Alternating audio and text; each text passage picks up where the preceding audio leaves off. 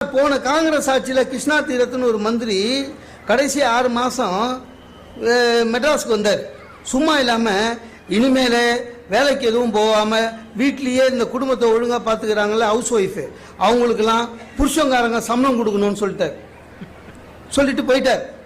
நல்ல காலம் அவங்க வரல. அவர் சொல்லிட்டு போனதை தந்தி பேப்பரில் போட்டான்.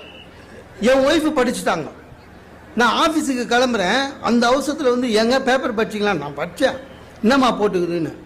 இல்லை, வீட்டில் இருக்கிற ஒய்ஃபுங்களுக்கெல்லாம் நீங்கள் புருஷங்க சம்பளம் தரணுமாமே அப்படின்ச்சு. சரி தந்துடலாம், போ சட்டம் வந்தால் தரலாமான்னு. இல்லை, தரலன்னா ஜெயிலில் போட்டுருவாங்களான்ச்சு. நான் படித்தேன். அது இல்லை, அதில் அந்த வரியே இல்லை. இவ்வளோ சொல்கிறா அது இப்போ தரலன்னா நான் சொன்னேன் சரி கொடுத்துடலான்னு.